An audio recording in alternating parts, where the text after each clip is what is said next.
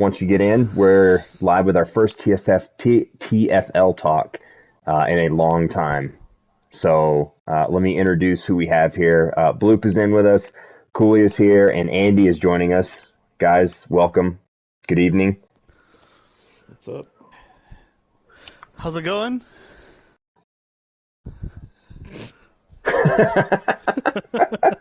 That's right.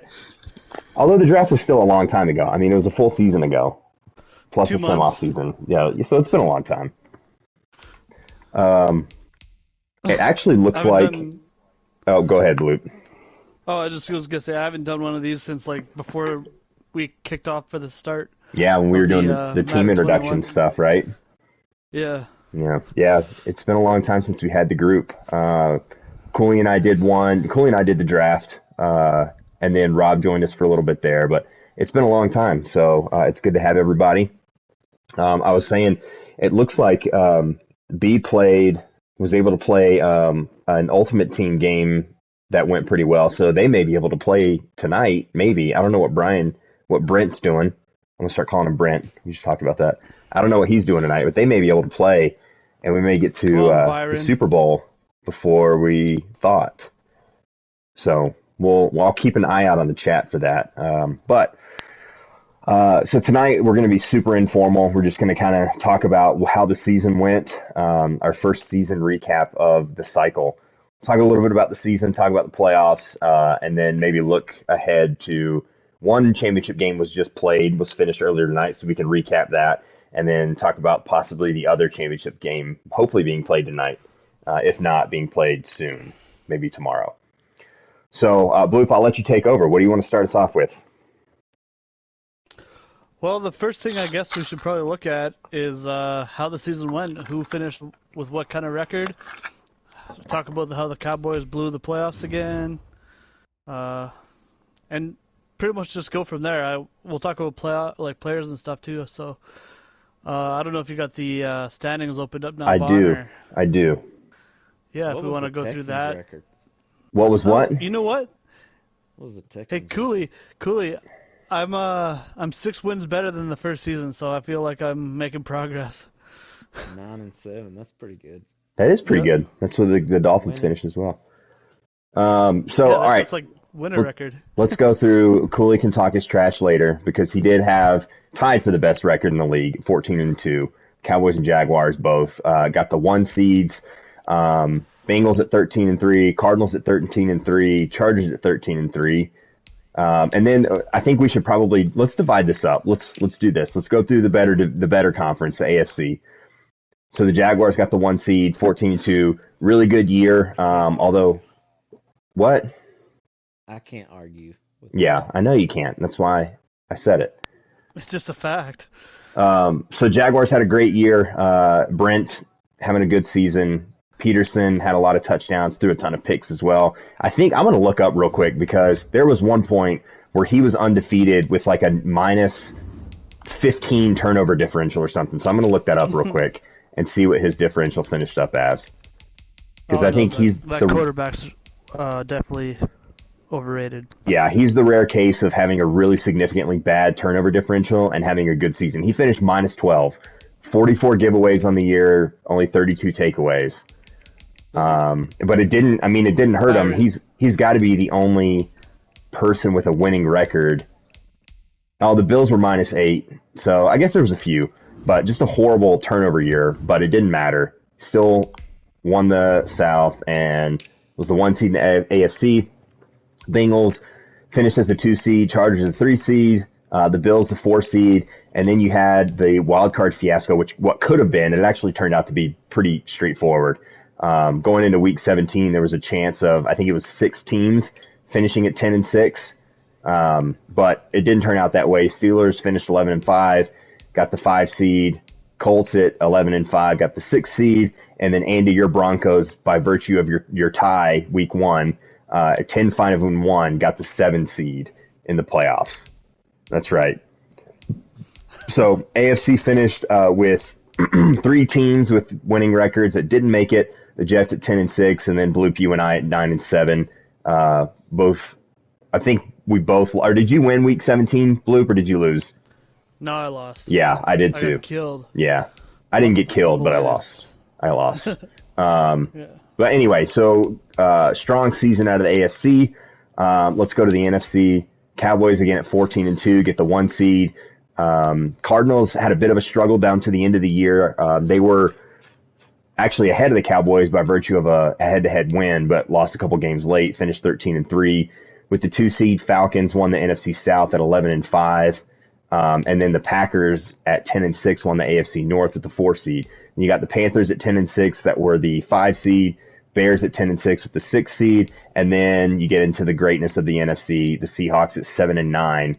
I believe this might be our first time ever with an under 500 wildcard team in the history of this league. I think so too. I don't remember this happening before. I think we had a division winner maybe at under 500, but not a wild card. Yeah. So, just an all-around awful year for the NFC, although they have won the first 2 play season Super Bowls. And they won the sim season Super Bowl too. So they are 3-0 in the Super Bowl. That's mostly because of Aaron Rodgers, who is not in the Super Bowl this year. So we'll see if that changes things. That's right. Yeah, new record for the league. All right, so reactions to the season. Anyone, what did you think? What were your thoughts? Cooley, let's actually start with you because you're the one who had the best record out of the 4 of us.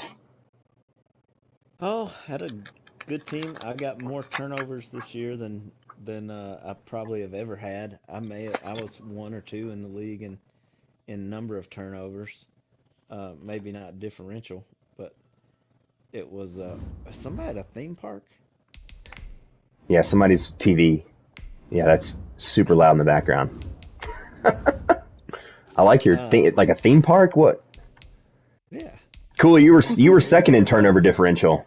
I didn't realize that. So, but maybe first in total number of like takeaways. You were, yeah, 53 takeaways, 49 picks, 3 fumbles, which is kind of wild, and then 27 giveaways. So 26 plus 26 differential. Yeah, and I had more fumbles given away than any other team, and I don't think it was close. You, the Bears, and Blue, you were all tied with 10 lost. Okay, so they caught up to me at the end. Yeah. Fuck. Those, I don't usually have that kind of turnover differential. My secondary was great this year.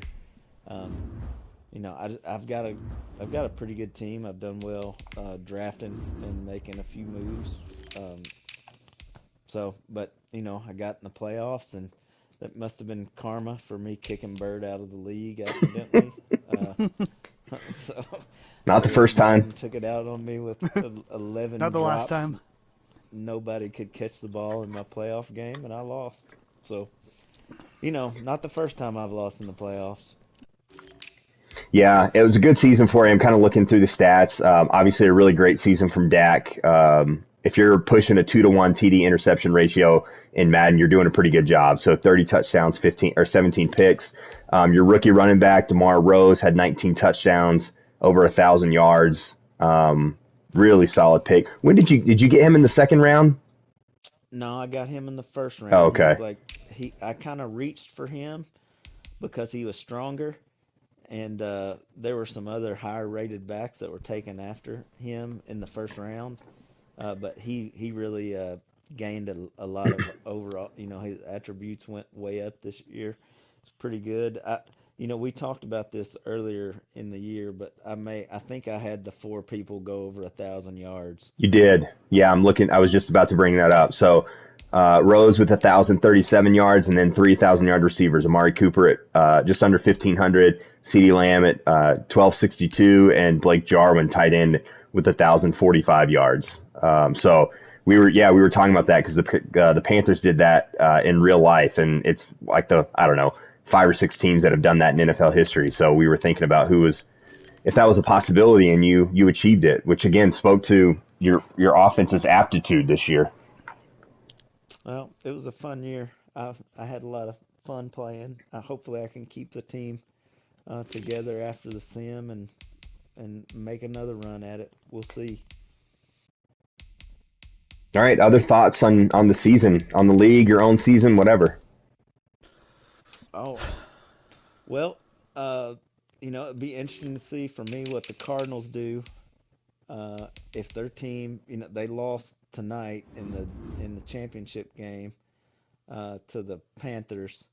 It's be interesting to see if their team, how many of his superstars retire. A lot of those guys are old. It'll be interesting for me in my division to see what the Giants do because he's got a bunch of all his superstar defensive linemen are getting up there. Yeah. And then the Panthers are, they're going to the Super Bowl and he's built a really good team. So for the NFC, the Packers, interesting to see what happens. He doesn't have a rookie quarterback. No, he had Jordan Love playing. Love. Yeah, which I think he will be up for his extension. I think he did the 5th year, so he'll have the 5th year through the sim season. But yeah, it'll be interesting to see what he does with that because, I mean, he still went 10-6 and the defense was still really good.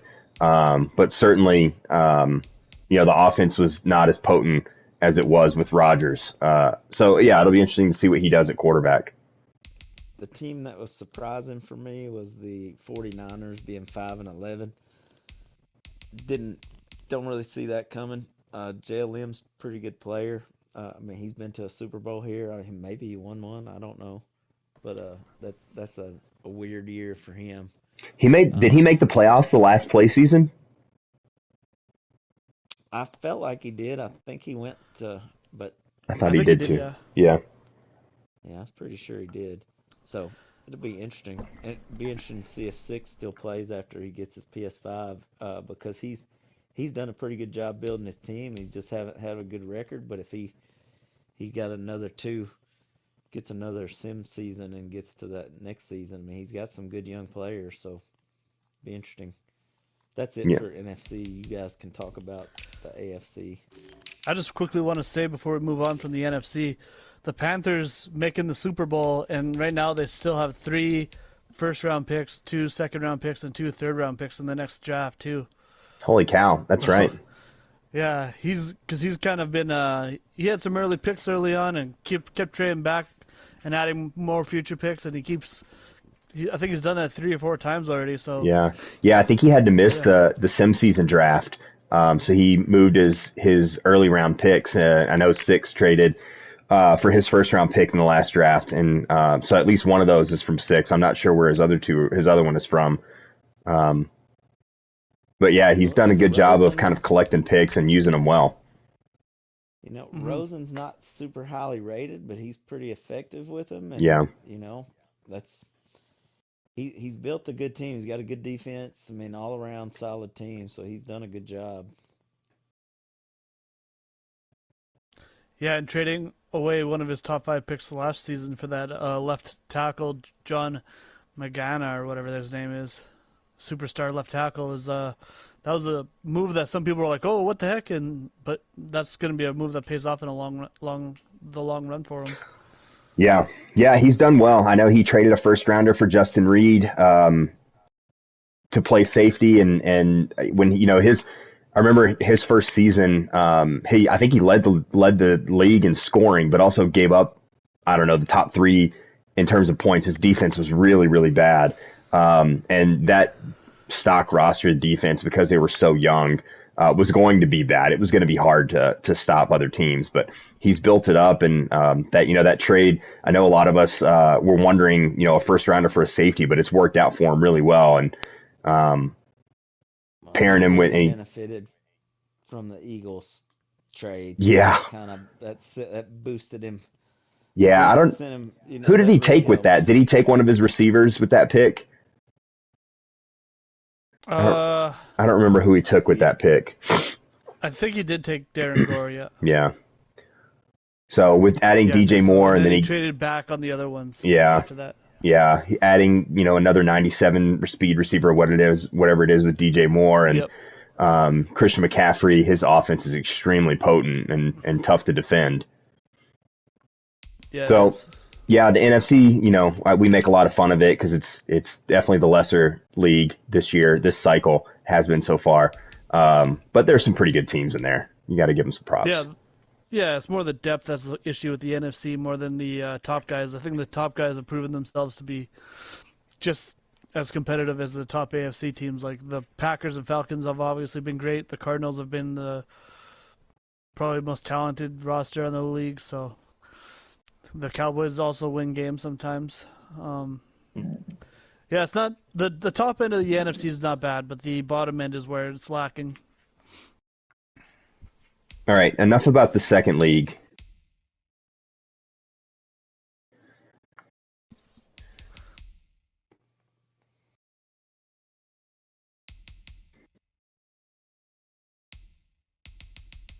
I didn't make it. And the Texans. Yeah, I haven't made it. Yeah. Interesting, yeah.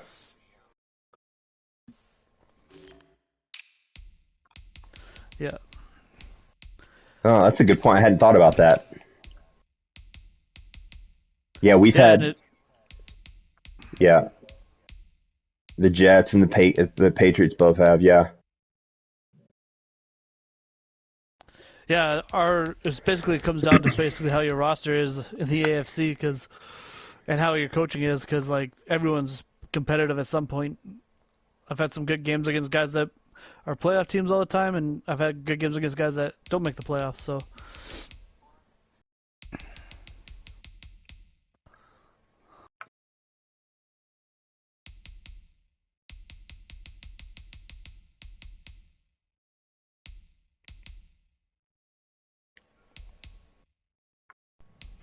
Well, you can look at NFC wins and losses in the standing column just for this year.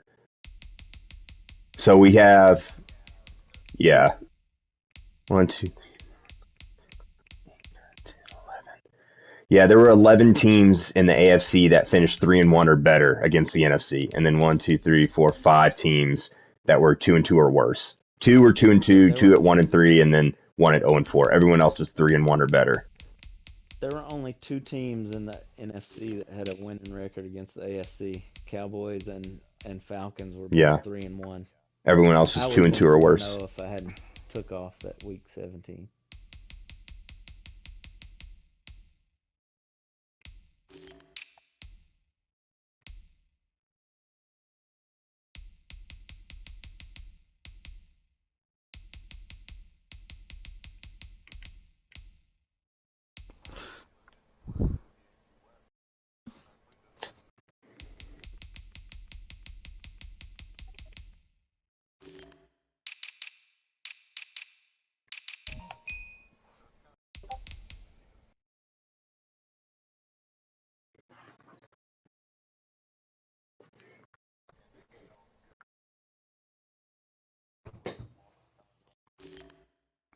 Yeah, we talked the last cycle, last in Madden 20, I guess, right? What is this, 21? Yeah, Madden 20. That it was kind of the NFC was that conference where you had 10-win teams that were out of the playoffs, and I never really paid attention much to what the interconference records look like, but it's hard to have 7 teams with 10 wins or 9 teams or whatever 10 wins or more without a lot of those wins coming against the AFC because the NFC or against the other division or the other conference because you're going to beat each other up relatively.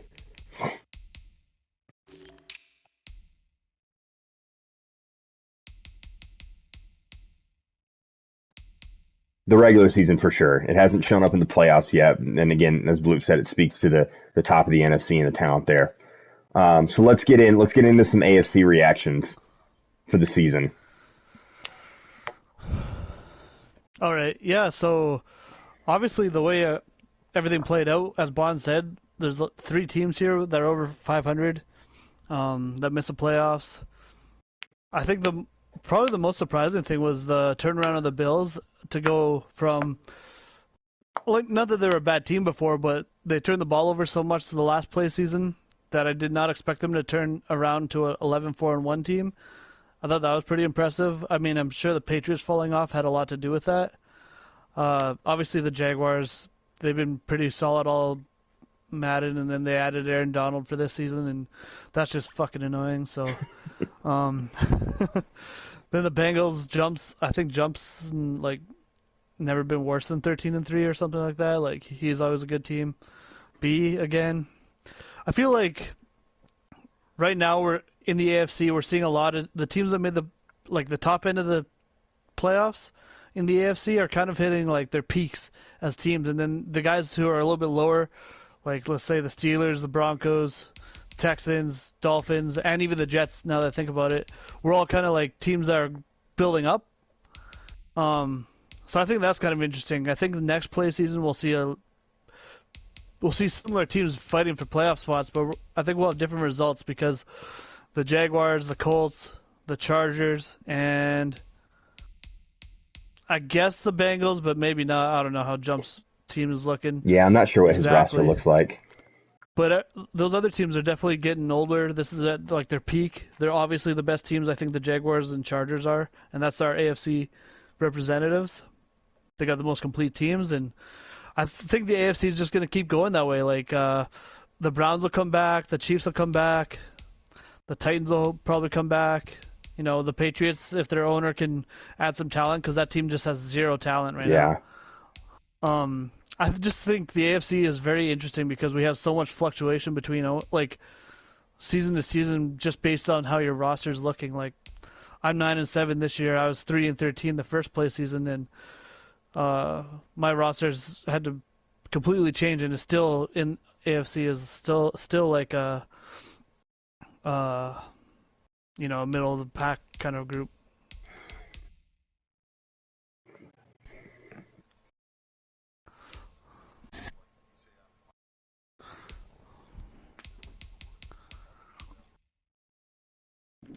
Yeah.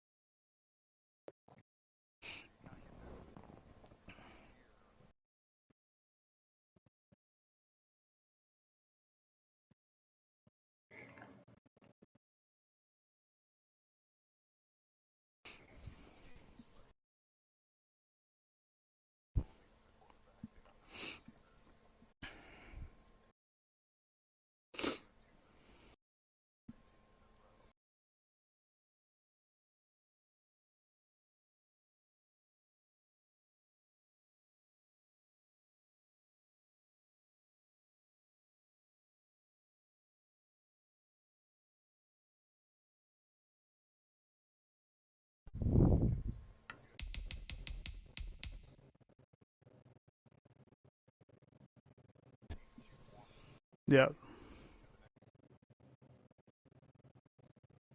Yeah.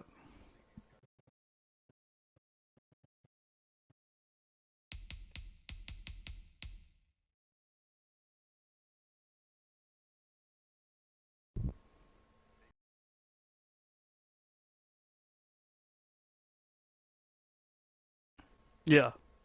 Yeah, you don't see as many people fighting over 1-year deals and stuff in our league compared to some other leagues. I can definitely attest to that. I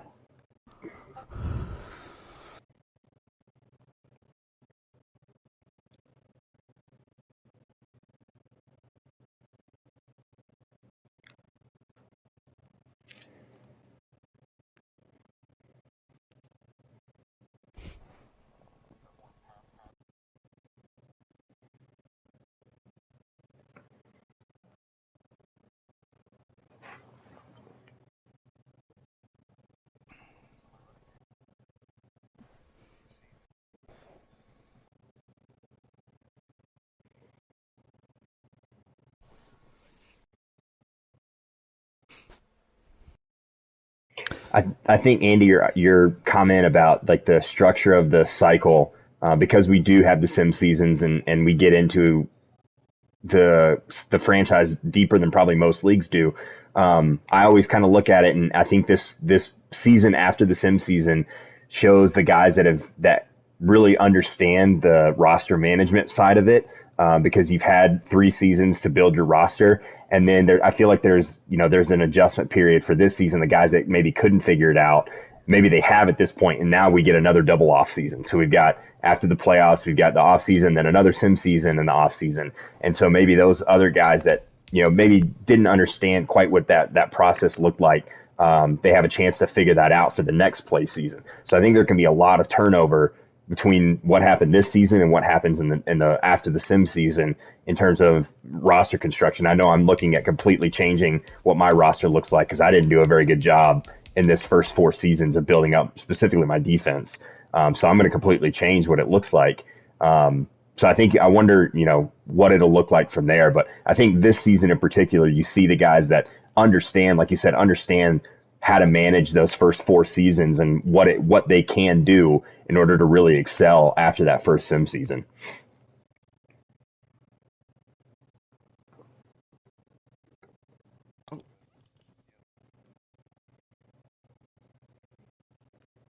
Hmm.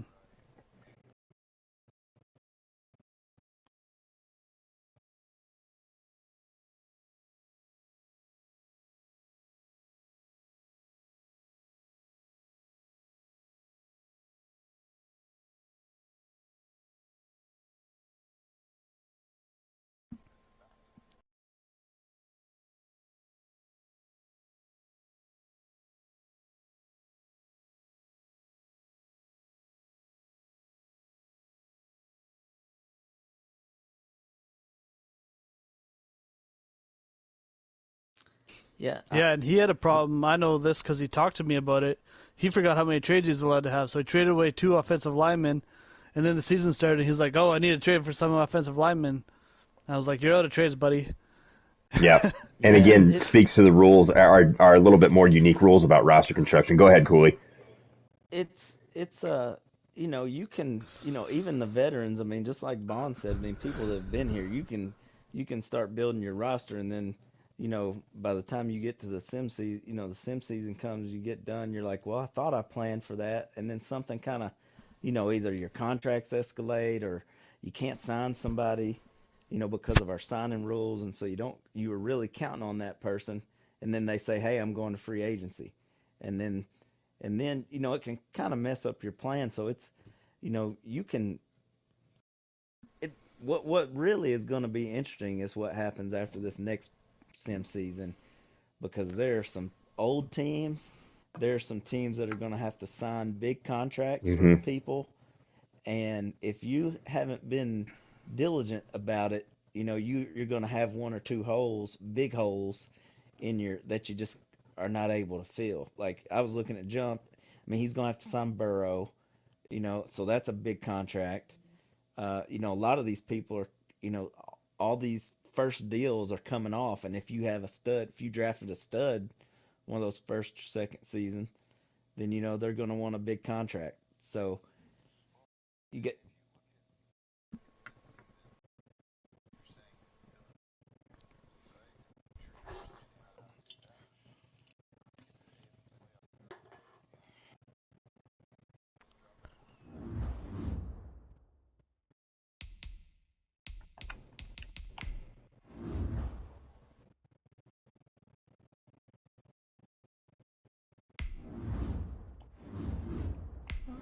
Two, I think, yeah. 2, yeah.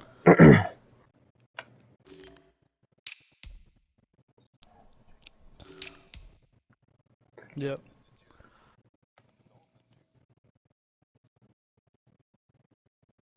Yeah. Yep.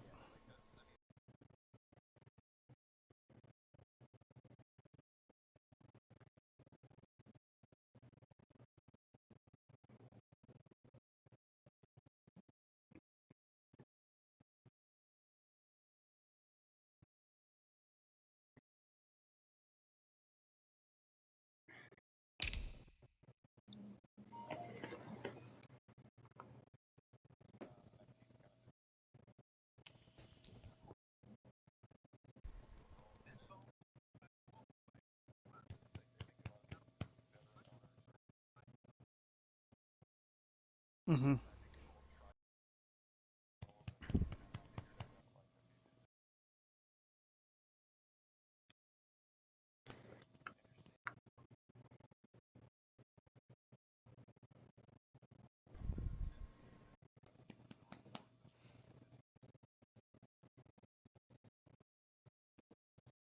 and some teams are just set up, to win. Like, so let's say this was my year, and then maybe come to the sim, like I know all my people are gonna be gone, and I'm just like, hey, I'm just gonna have to live with what happens in that last, that last place, or it might not be the last play season, but a lot of times that's what we get to, and so that last play season is like, hey, I just gotta live with what I've got because I kind of, I just ran out of what I could do, before that last sim season, and I just have to take my lumps.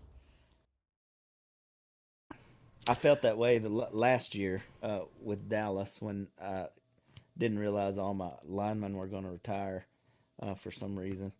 I ended up being fine, but like I was really worried about it. I remember because I was like, man, I'm not going to be able to field a team this last year. It ended up working out, but you Well, can get in it, you can get stuck. yeah, and I know Byron is working with that with the Jaguars. He's going to have to pay Peterson, I think, after the sim season. Um, Hmm.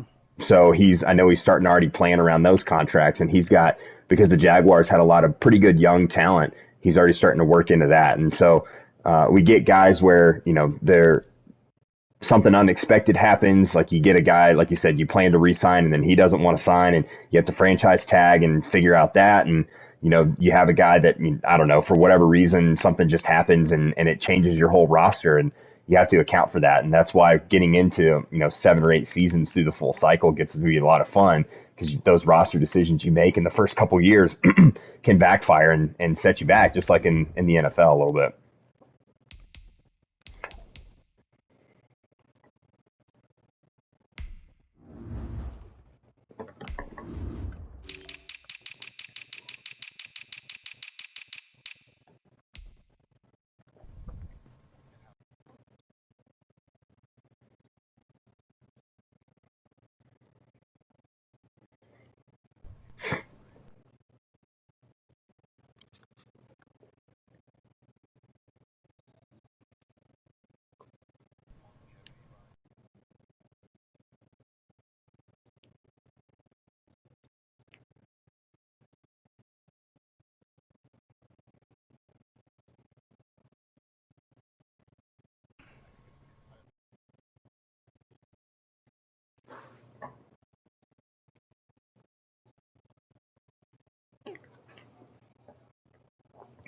While paying a quarterback. Yeah. I feel like just well, not to whatever. Just since we're on the topic of this, like for my team, I've been paying a quarterback the whole time, so I'm not about to hit a new cap structure because my quarterback's been paid already, or I've been paying him already. So like you say, Andy, everyone's gonna be paying their quarterbacks in the second year.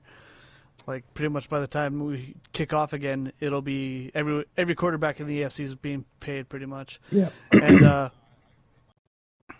yeah, yeah, and like Peterson's coming up, Burrow's coming up, Herbert, Allen's paid now.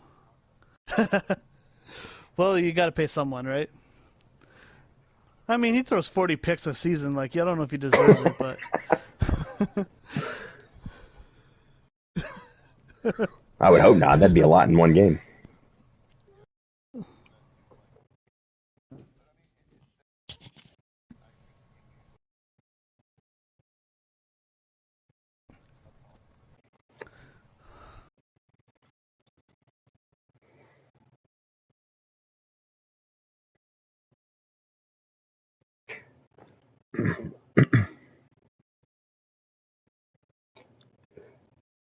No, I had an identity. It just didn't work. The way, especially on defense. Offense, I feel like I'm okay, but my defense, just the idea I had for it did not work at all. So I'm tearing that to the ground and rebuilding it, and I'm lucky that we have another double off season to do that because I had an idea of what I wanted to do and I took a chance and it just did not work. So I'm redoing that. But that's another part of it is like when we get to this point, guys have kind of figured out, okay, what is the game? What are you able to do? And as much as we like to try to simulate the NFL, we're playing Madden. So some things work and some things don't. And you kind of figure out what does and what doesn't, and where you can skimp and where you have to pay in terms of your roster. So that's another piece where, rosters can change a lot in these next 2 seasons because of that.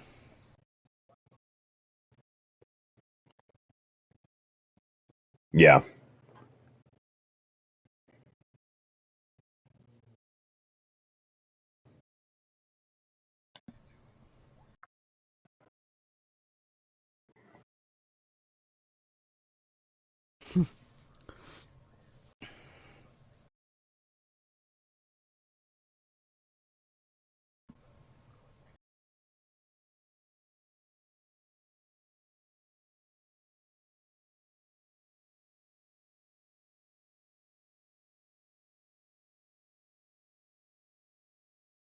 Yeah, for sure. There's a learning curve to it.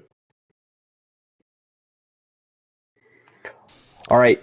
Do we want to start looking at some stats for the season? Yeah, let's move on to that. I'm already there on this. I've been there for a little bit, but so we can start with the obvious. Sorry. My bad. We'll get to it. No one likes the run game. Run game's boring. So we're going to talk about passing because passing is awesome. So we've talked about Peterson, 100 interceptions, but he also threw for 5,000 yards, 38 touchdowns, which was tied for second in the league. Bloop, your season with Deshaun was pretty incredible. Almost 5,000 yards, 37 touchdowns, 17 picks. I think we'll maybe go through awards too. I was looking through them earlier, but Watson's going to win AFC QB of the year, deservedly so. Then Tua at 4,700 yards, 38 touchdowns. Mahomes at 46, just under 4,700, 37 touchdowns. Aaron Rodgers, 4,600, 29 touchdowns, 72% completion percentage, which is pretty nuts. Baker Mayfield led the league in touchdowns at 39. We talked about Dak's year, 4,500 yards. Not as many touchdowns, 30 touchdowns, but still a really good year. And then we kind of go down. Jacob Eason at 4,200, almost 4,300. Almost a 1-to-1 touchdown interception ratio, though, 28 to 37. Lamar Jackson, 4,100 yards, 30 scores, 24 interceptions. I'm really intrigued by the new Jacksonville owner, OG. I don't remember the rest of his name, but or Ravens owner. I'm really intrigued by what he's going to do. You know, Meeks has struggled the last couple cycles with just winning games, but I know he played a bunch of guys really tough. And he was really good on offense from what I hear. So it could be, you know, Andy, you mentioned the Ravens were one of the 3 teams that hadn't made the playoffs yet. That could change the next play season, depending on, you know, what he can do with his roster. But I think he's going to be just another talented player in the AFC. I think so too. And then Josh Allen and former MVP Stan Green with the Titans round out the 4,000-yard club, both with 28 scores, but more interceptions. So interceptions, again, it's Madden. Interceptions are going to be high. Daniel Jones at 49, which I think was actually an improvement from him from the year before. I think he threw 50 the year before, or the last play season. Oh, no, 23. Never mind. That was before Priest took over when 5 still had part of the season. But we got high interceptions total. A couple guys over 40, a bunch over 30, and then almost the rest of the league in the 20s. I think there's only 1, 2, 3, 6, 7, only 7 guys with less than 20 interceptions on the season. That's just kind of how Madden goes.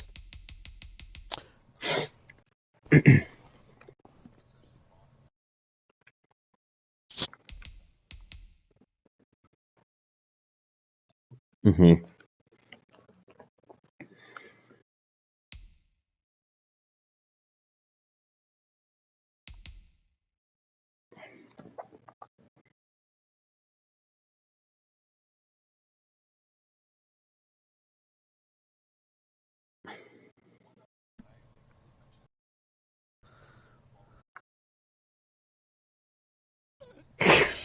Yeah. Yeah.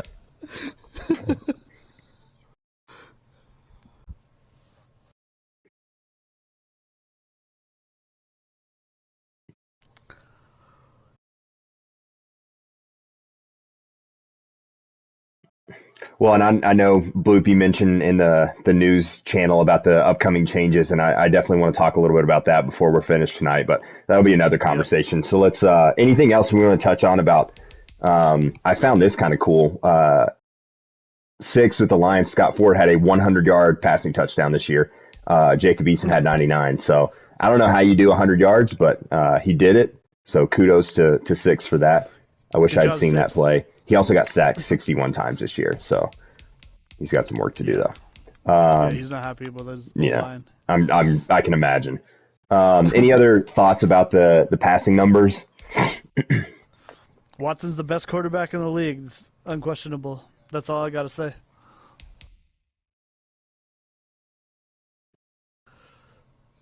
Yeah, we'll see. The Bloop's goal is to make it tougher, so I don't know about that. Yeah. We might see 4 or 5 50 interception guys instead.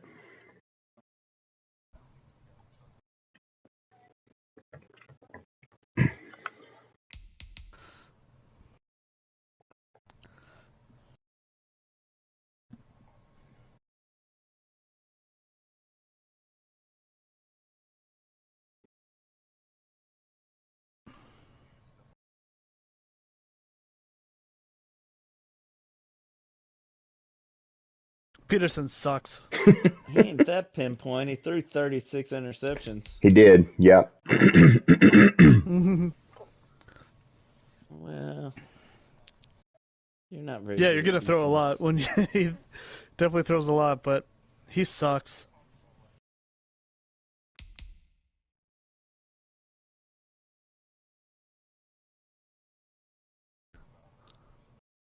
Yeah, he stinks. He's got really good receivers. We'll put it that way.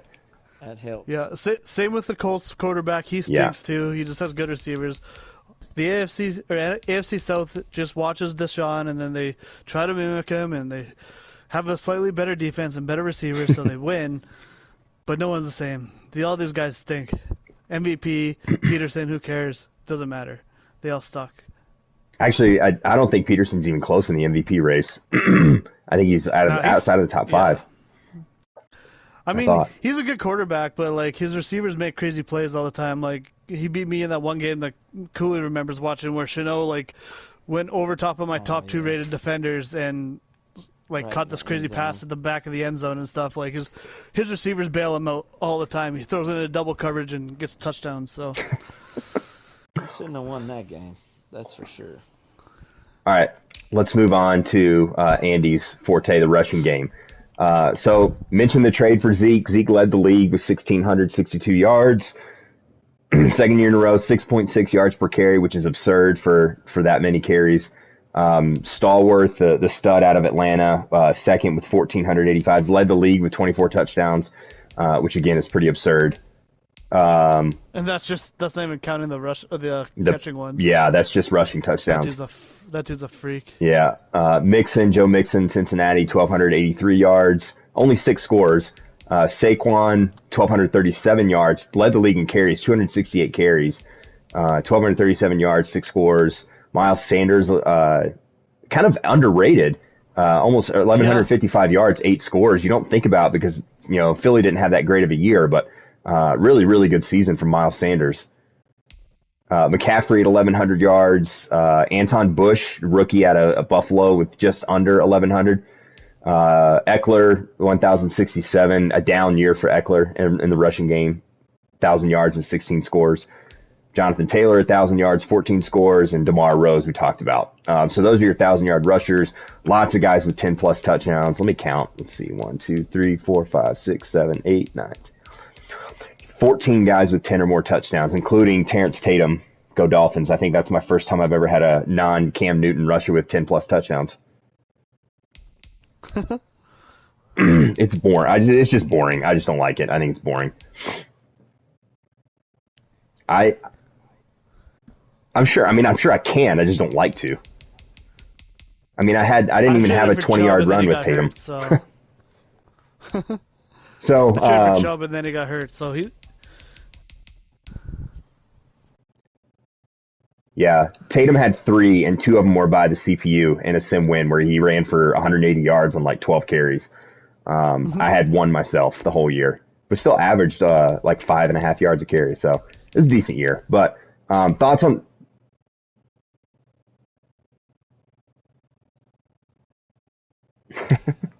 Oops. Well, probably a lot happier. They're a dictatorship over there in the Cowboys organization. So balanced. Let's get thoughts on the run game. I know early in the cycle, I know I in particular thought the run game for everyone else was too easy, and it was even kind of easy for me. If I'm averaging over 5 yards a carry, it's probably way too easy because I'm a terrible runner. But I think it's gotten back in line. We still got a bunch of guys over 5 yards a carry, but it looks a little bit better. What are y'all's thoughts on the run game? As a person that can't run the ball at all, like I'm probably the worst runner ever. Yeah, I think the run game's feeling good. I think the guys that are averaging over 5 now pretty much deserve it, like Stallworth, Mixon, Zeke, Eckler. Who else? Tatum is up there. Dobbins, yeah. Yeah, but like for me, I think the run game's pretty balanced. Like you got your dominant run teams now, but It's not like it was before the start where we had guys threatening 2,000 yards. Like 1,600 yards leading the league is not bad at all. Yeah. The one thing, and like we say, I'm gonna do slider changes, and we'll talk about that later. But it's just right now, I think we've actually fixed running game enough that people don't want to run because it's easier to pass the ball right now. So, I think that's where we're at. I think it's good. I traded for a running back who got hurt, but I have a feeling I'm gonna be a running team next play season myself. Well, I would 5,000 encourage yards, that. 5,000 yards through the air, 1,500 yards on the ground, not a big deal.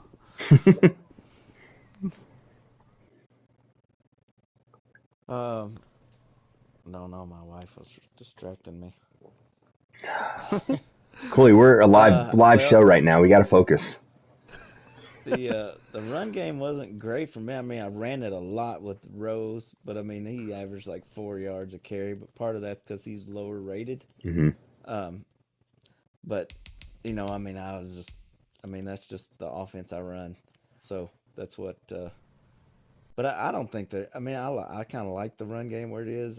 I'd hate guys that have those juke things because it's overpowered when you just get into the line and then you juke back, or you have the superstar things like Elliott has and makes it no fair because you can't tackle him. And it makes Andy think he's really good at running. It makes him think he's good at running when it's just the game makes him good. So anybody can do that. I mean, let's see who had the most broken tackles. Oh, Zeke did, 53. I mean, No, you do not. Yeah, you can. But I will have to say that Rose, that was one of the reasons. Like, I didn't expect necessarily for my rookie running back to play a whole lot because he was 71 when I drafted him overall. But like, he just broke tackles and got yards. Like, he might only get 2 or 3, but he wasn't getting very many where he was just getting nothing. And so that's why I kept playing him. And David Montgomery's old, and he used to be a Bear, and I didn't want him anyway. So, But I mean, I like kind of where our running game is. I think, guys that are good at it certainly can it's hard to defend if they're good at it.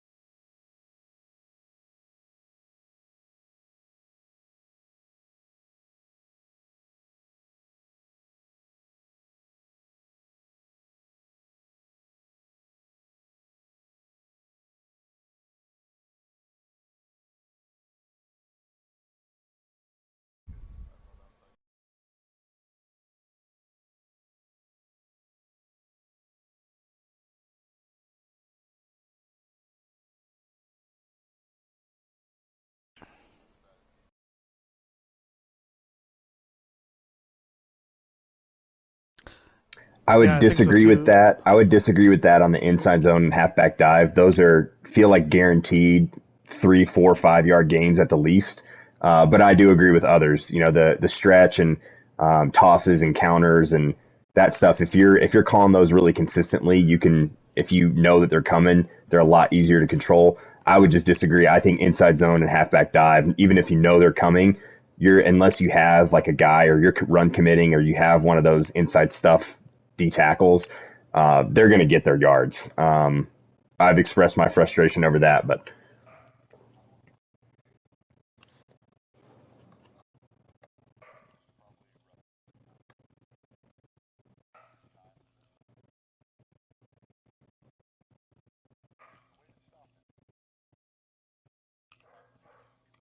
right.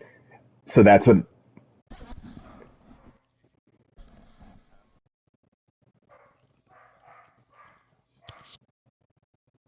right.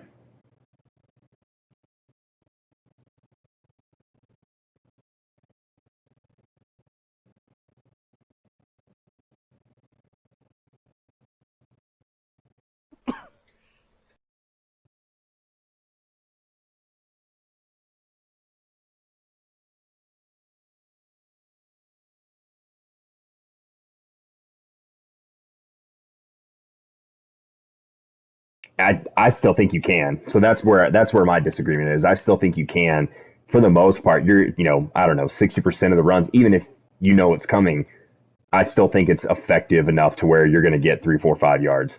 But that could be a product of my defense, which isn't the best. So I don't know. But Yeah, I can't your do that. ultimate point, I think I agree with you. Where I think the game forces you to mix it up a little bit more, and I think it's done a better job of figuring out how to create run lanes that match up with the play that you're calling. But I also still think halfback dive is a little bit too easy to where you call it and it's sure and if even if it's that hole is covered, it's pretty easy to left stick over and get to the backside hole.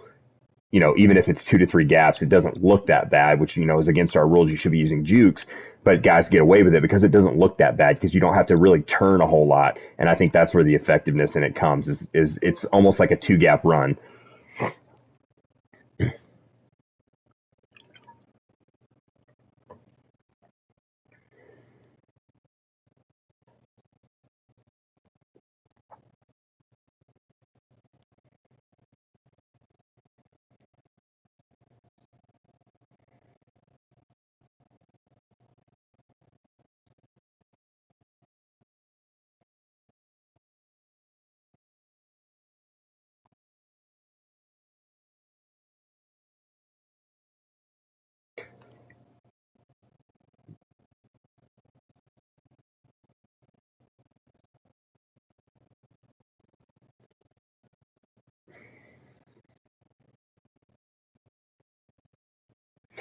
No, and that's not against the rules. Going 1 gap isn't against. It's when you've got like you're going, between the center and right guard, and then you because of the way the blocking goes and it collapses to one side, you can go around almost the left tackle without really having to do a whole lot. Like that's where the frustrating part, and that's where I think dive is overpowered. Like even if you know and you cover that gap that you think it's going to, the backside opens up so much, and that's why I think it's so effective.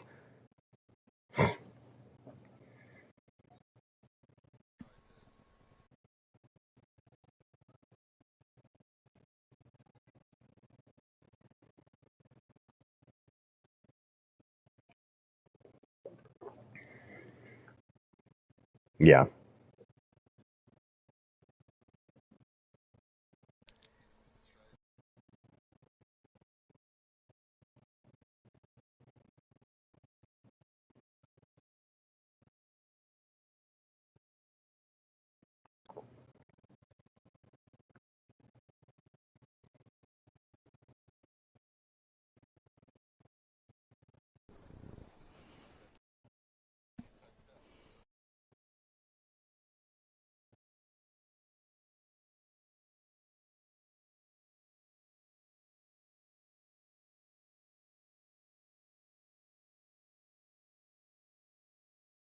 Until you don't have those guys.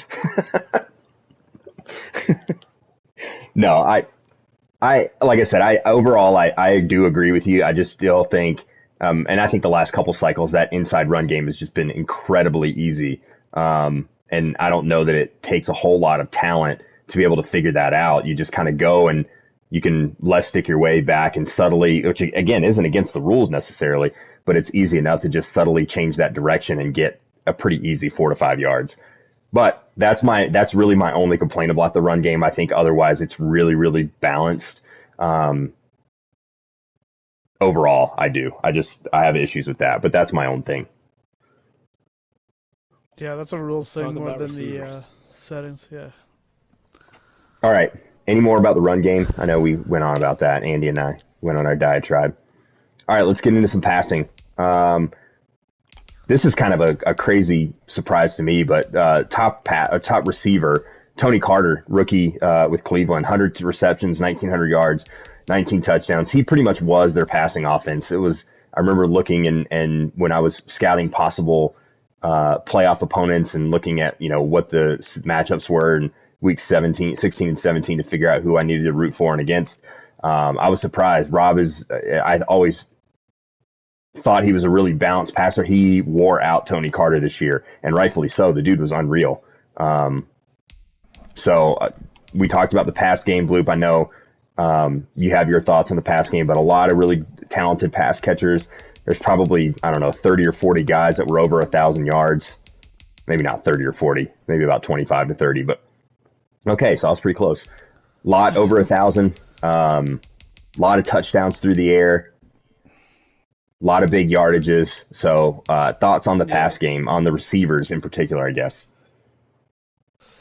Well, my first thought, I'm just going to quickly say about that Tony Carter guy is, you look at him, people look at him and they're like, oh, that guy's not special. But what Rob's found out, and I know this because he has a similar guy in OMFL, is, man, that new change of direction stat, that thing will make your guy, if you got, like, his guy has 96 change of direction. Yeah. I think his guy in OMFL has, like, 97 change of direction. And if you got something like that, your guy's going to be able to run routes and get wide open and kill corners because they just don't come like that very often, right? Like, out of the draft. And not just out of the draft, but, like, as they were rated on the base roster. So I think that's where this Tony Carter guy came from is, his acceleration is crazy. Yeah. His good agility and change of direction makes his route running and run after the catch, amongst the best in the league. But as for the rest of it, as far as like the rest of the receivers go and stuff, I think what you see a lot of teams with big receivers. There's two things. Either there's one with big receivers like Galladay, Evans, guys like that, Devontae Adams. They're able to just jump up and catch everything pretty much. And I got a guy too, Delaware. He catches everything too. Like you just throw jump balls at them. And then you got a ton of speed guys too, like Cooks, Eckel, Henry Ruggs and stuff. Those guys, they're on their breaks, kind of like how I was talking about Carter. On their breaks, they're just killing corners on their route running. So I think right now, like, it's crazy to me how many good receivers there are. It's awesome to see, like, everyone kind of has a guy. But I just think it's a little too insane how easy it is to get a guy to like 1,300 yards right now. Like there's a lot of them at 1,300. That should be, like 10 guys, not even 10 guys, maybe like 6 guys. Yeah, we have 15 at 1,300 plus right now. Yeah. Oh yeah, yeah, yeah.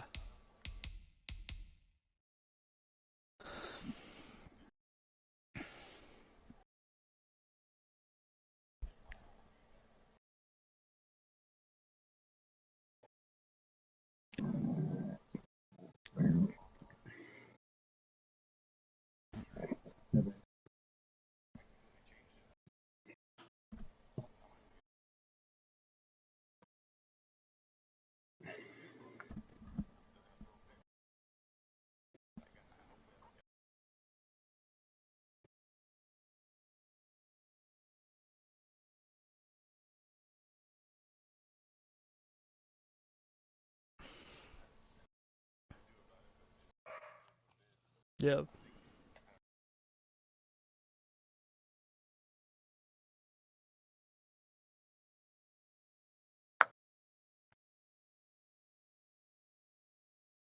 Mm.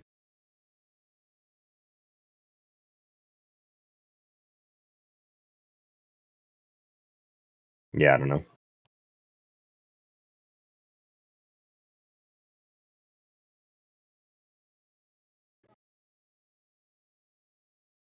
Yeah.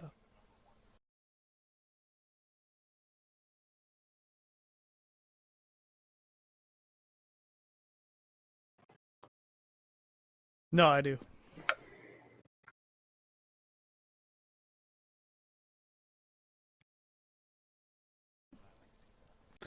Yeah, I like it too. I do like that there's contested passes and stuff. I just think right now it's just too crazy. Like, a team will throw the ball up to, like, say, Kenny Galladay 3 times a game, or 6, 7 times a game, and he'll catch 5 or 6 of them, right? Like, and same with me. I got Del Ware. He was from the draft a couple of seasons ago.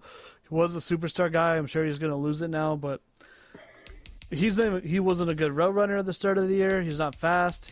All he is 6'5", 220, and I just throw the ball in the air and he catches it like I don't know. He had 75 catches on the year and he maybe had like 10 drops, um, and like no picks at him because you just throw it in the air and he's the only one that can touch it. So it is what it is. We're gonna try to fix it all, but I just think right now it's too crazy, just too crazy to have like we have no need for a short pass game right now in the league. Like you just look Yeah, at these averages; they're all over 18 yards per catch or whatever. So we have no need for short passes, and that's just not right to me.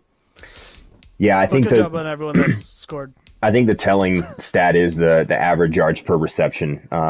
It's I mean, it's rare to see someone under 15 yards that has more than 40 catches. I don't know if there's only a few guys, maybe tight ends and running backs. Um, Yep, he was under 15 yards a catch. yep. Yeah, He's yeah, yeah. The others, I mean, it's in the just going through the top. It's Stallworth halfback, Alexander my tight end, Kittle tight end. McLaren was just under at 14 yards, and then Judy at 13, David Moore at 11. But I mean, it's a ton of guys over 15 yards a catch, which is elite, man. Elite. That's like high end. And so I think that's right. I think it's a combination of time in the pocket because guys can let those routes develop, and with guys mostly playing zone, like those intermediate zones are going to end up being open, and maybe catching, I don't know, the ratings difference between receiver, like the second and third receivers on a team and the second and third corners are so drastic that I think it's just too easy. And I think that's more of a ratings thing than a sliders thing, but I think sliders can maybe mitigate that. My fear is that guys start dropping everything because Curtis Samuel dropped like 3 touchdowns this year that were uncontested and drove me crazy out of nowhere. But that happens, and so if it happens, it happens. But yeah. I I'm feel like interested to that see. one was more of his traits than like those uncontested catches. I think are more like traits based things rather than sliders. Yeah, I don't know. He didn't do it before this year. That was just random this year. Yeah,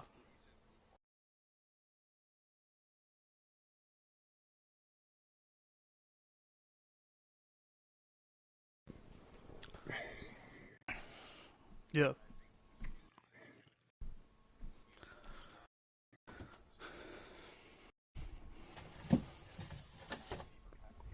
yeah. And even like you look at interception numbers, like I make fun of Peterson and stuff, but like the interceptions don't hurt as bad when you're able to score on your next drive almost every time. Yeah, Yeah, yeah, you're gonna be fine, and that's what we're seeing. And I like having more deep ball game compared to like past Maddens and stuff.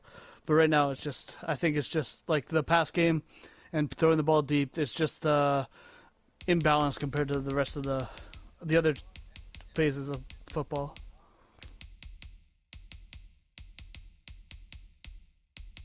not hardly anyone. There's like maybe 5 of us that do. Yeah,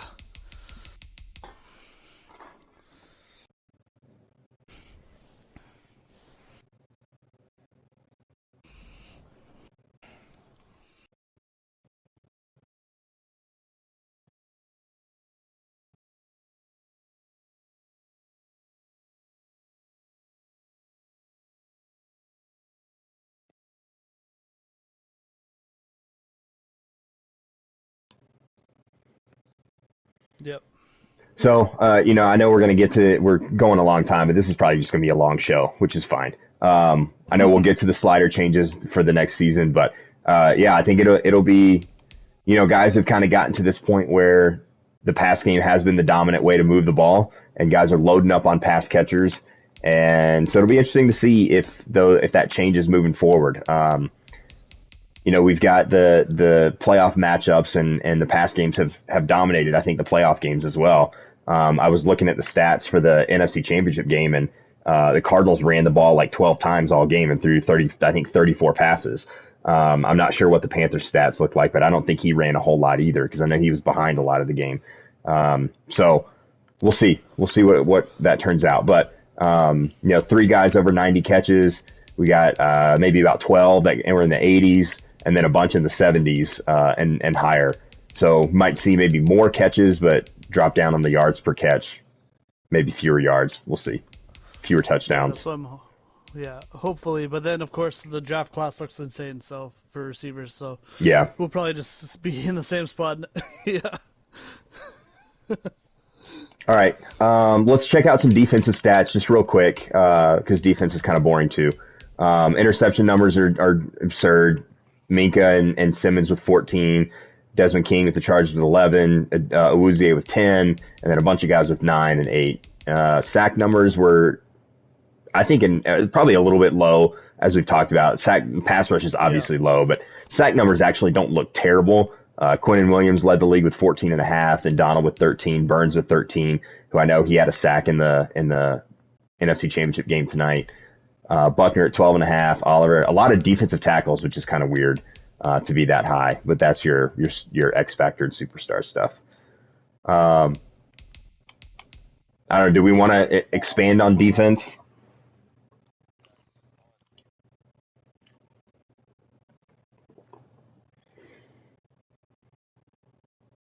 Yeah.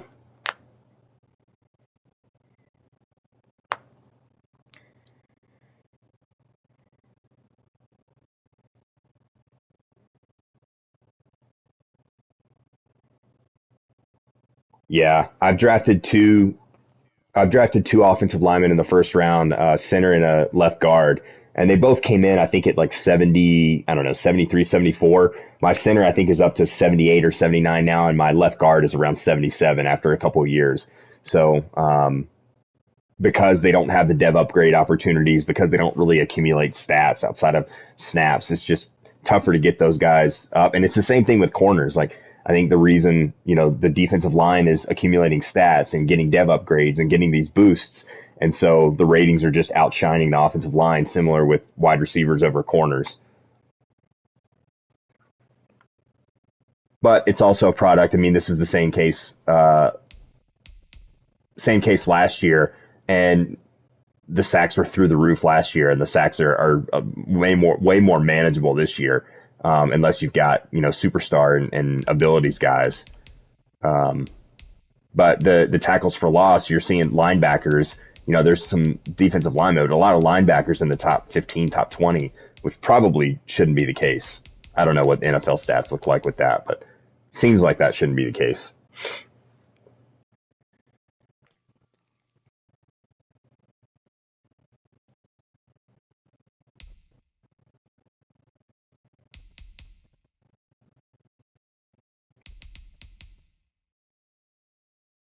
Yeah.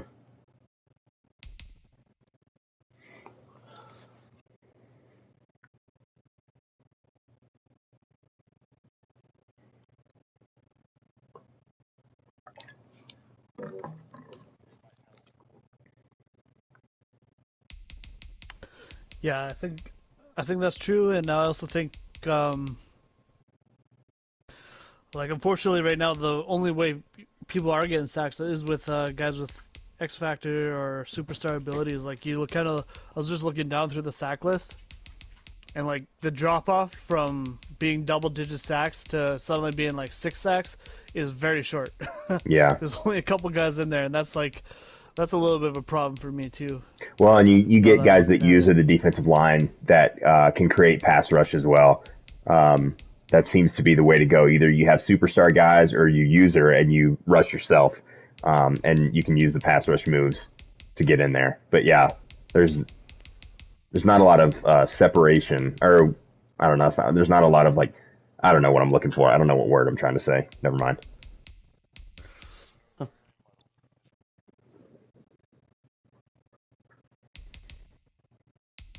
All right, I'm gonna look at kicking stats real quick because I love kickers.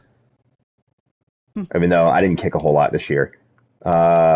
Joey Sly leading the league, 30 field goals, long of 60. So only one. A lot of blocks. Only 2 blocked field goals, but a lot of blocked punts, which I think is kind of funny. 1, 2, 3, 4, 5, which is probably as many as we've had. But I've noticed, and I've mentioned this a couple times, and there was actually a blocked punt for a touchdown in that NFC Championship game. There's something with the punting against your own end zone that changed this cycle that's never happened before, but guys are getting blocks when they're not trying to block punts now. And that's flipping some games. So I actually kind of like it. I think it's good because there's never been a risk. Like there's never been a fear of punting from your own end zone before. And now I think there is a very real fear. So I'm a fan of that, even though it's a glitch thing that the game is screwing up, but at least it's something. It sucks. It cost me the playoffs. I lost the game to Brian because of that shit. So I did see there were 12 dudes that had 55-yard or longer field goals. That's a lot. I don't think that's a whole lot for the actual league. I mean, long 50 plus yard field goals are not rare anymore. 56, 57. I don't know. I'm going to look up. I don't think that's that rare. I'm going to look up the NFL stats. Seems long. Seems like pretty long to me. Well, we're going to see, because, I mean, it could be. I've never really thought of it, but hell yeah. The special teams is my jam, man. I'm usually, because I'm not good at the game, so I usually have to rely on my special teams ability. Let's see. Can I not? Oh, here we go. So we've got, in the NFL, where we go? What is going on? There's a 131-yard field goal. That's not right. 1, 2, 3, 4, 5, 6, 7, 8, 9, 10, 11, 12, 13, 14, 15, 16, 17, 18, 19 guys with 55-plus yard field goals in the NFL this past year. So like I said, not a big deal. Okay, great. Oh, I do want to say congratulations to B. The kicker you wound up taking to replace his second-round kicker did have a good, solid season for him. Yeah, who played for the Bears, right? Didn't What's that? Didn't Vin pick him up, or was it the Bengals? Who picked him up? I'm trying to look. I can't see him making a kick. He had like a very Hispanic name. I don't see him making a kick this year, but yeah, I guess not. But yeah, he drafted two kickers in the same draft, so the second one that's right. did a little better for him. Yeah, yeah, 26 to 27 with 53 long. Yeah. Let's talk about the awards. Yep. All right, let's get to it, and then we'll get into playoffs. All right, yearly awards. No surprise, Javier Stallworth with the Falcons going to win MVP. God damn it. 1,000 season. He had 1,400 rushing yards and 90 catches. 91 catches. Yeah. Ridiculous. So heavy usage. Hopefully we'll see him get some negative experience from that in terms of injuries for that workload, as much as Christian McCaffrey dealt with this year. Watson was number 2, Zeke number 3, Baker 4, Mahomes 5, Tua 6, Peterson 7. He was in the top 7. Rodgers, Eckler, and Lamar round out the MVP voting. Coach of the Year, Black Tony Romo. Let's go. So Cooley wins Coach of the Year. Cardinals comes after. Then Brian, Jump, B, Drew, Austin, Falcons, Packers, Steelers, in that order. We're going to look at the better conference, AFC, first. Zeke has Offensive Player of the Year. Minka, Defensive Player of the Year. Oh, my God. Yeah. Deshaun, finished second. He's going to just finish his second and everything, or what? Yeah. Have like the best quarterback season on Madden history. Yeah. Minka wins Defensive Player of the Year, which I thought was going to come down to him and Simmons, but Tremaine Edwards actually finished second in Defensive Player of the Year voting. I think this is Minka's second straight.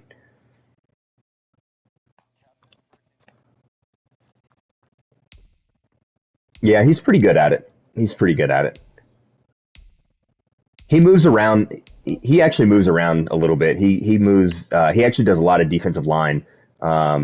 But he'll use her Tremaine. He'll use his safety every once in a while. But he's mostly defensive line. No, Tubb is middle linebacker. No, he plays as Fleming. Yeah, Fleming, number 6 in the Defensive Player of the Year. Yeah, he's.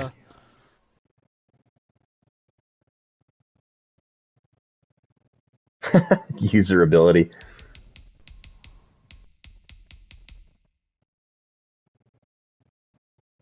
Yeah. Cheesy. It's cheese.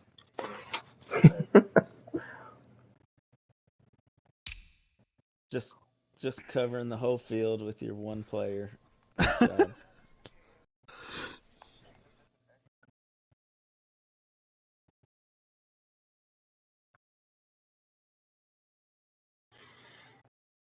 All right, Tony Carter, Offensive Rookie of the Year, no surprise there with his season. Brown Sweet, the Rookie of the Year, Defensive Rookie of the Year, Rashard Jackson. I don't know who that is, but he gets Offensive and Defensive Rookie of the Year. Nice. Deshaun did win Best Quarterback, slightly over Tua. I heard that was the closest vote in the history of the award. Tua fails to go back to back, but finishes second in an upset. Good, Tua stinks. Zeke does get Best Running Back. Eckler second. Tony Carter, Best Wide Receiver. No surprise. Eckel, another rookie, right behind him. And then Ruggs and Galladay and so on and so forth. That would have been something, wouldn't it? Yeah, that would have been something. Well, but you know what? Blue turned into a power running team, so he doesn't want receivers anymore. Terran Armstead for the Jaguars wins Best O-Line, which is just the highest rated guy on the best team. Dumbest award in the game. Bloop just left. Aaron Donald, Best D-Line, or defensive lineman. Not surprising. He's really taking not getting Eckel hard. He is. Like, I gotta go. He's like. Tremaine Edmonds, Best Linebacker for the Bills. Fit Minka, Best DB, and Bloop is back. David Schaefer, Best Kicker Award, which is kind of an upset. I didn't pay attention to him on the stats, but 72 overall kicker. I wonder if he's a rookie. Probably is. For the Raiders, so the Raiders get in the award game. Let's look at the NFC. Falcons go 1-2 in Offensive Player of the Year, Stallworth and Rodgers.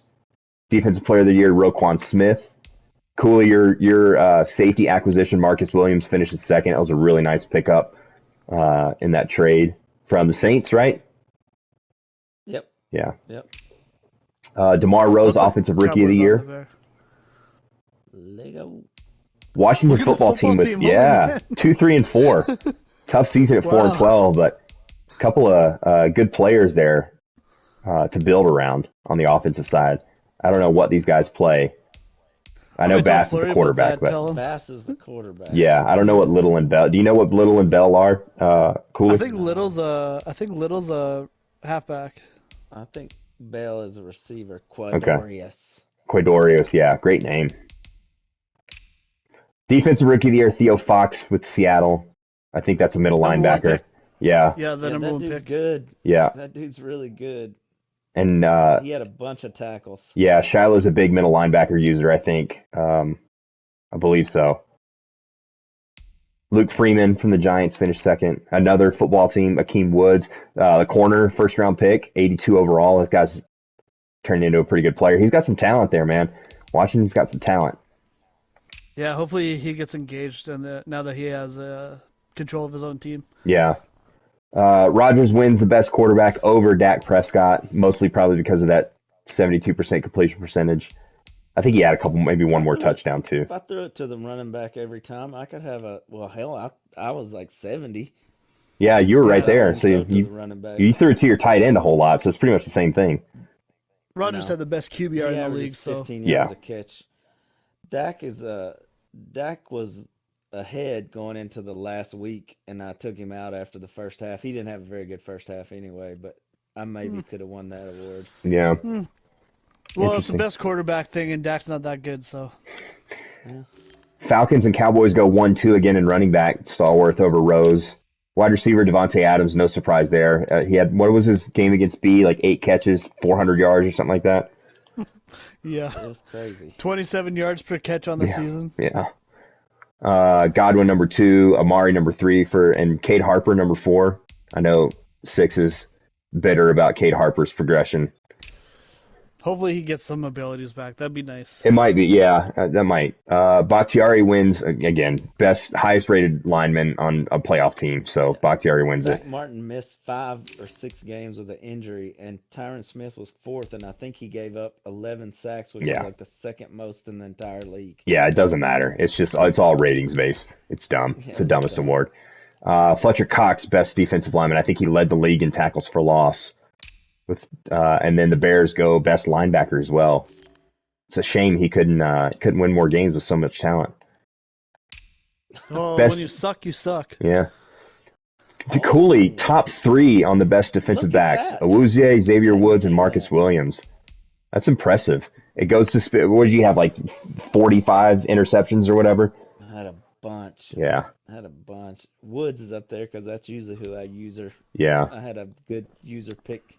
I don't usually user pick them, but I had a good year this year. Yeah. Jason Myers, man, Falcons just racking up the awards. It's a shame they didn't go farther in the playoffs. Jason Myers, best kicker on an 11-5 team. So there you go. There's your awards recap. Good job. Hey. All right. Where are we at? Oh, playoffs. Let's get into the playoffs. So, wild card round. Just say who's left. We can forget all that. What? Hey, you won your first game, Andy. Broncos over Bengals, 28-21. Big win over Jump. Tough opponent. Yeah, that was nice. What?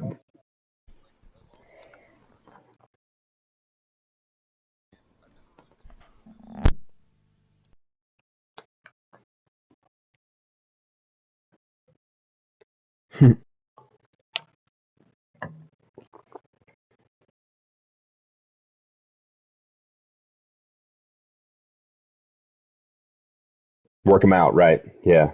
Take them through a hit training.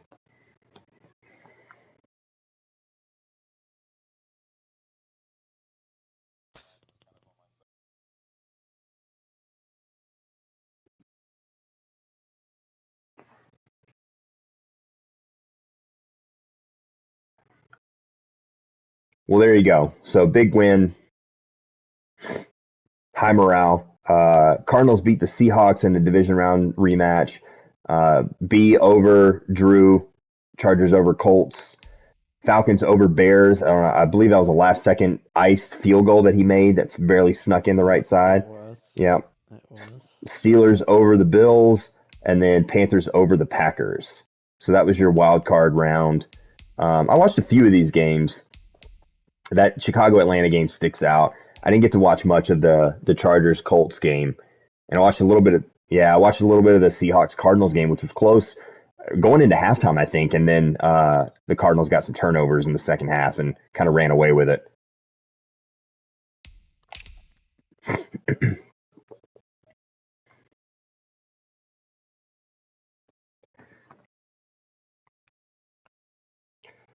Yeah. Yeah, so we got 1, 2, 3, 4 of the 6 wild card round games were one possession, and then 1, 2, 3 of the 4 divisional round games were one possession. Only mine wasn't. No, it was not.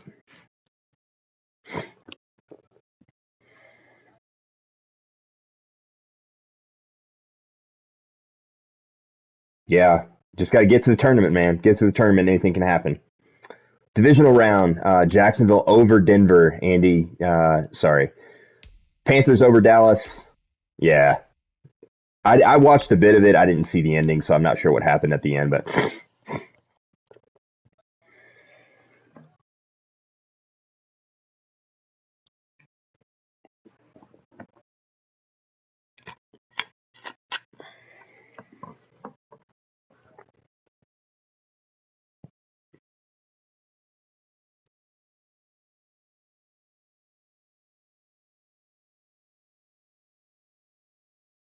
yeah. When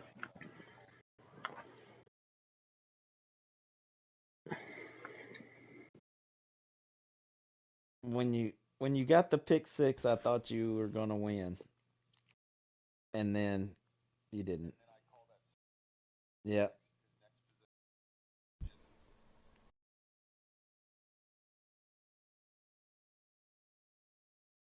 yeah.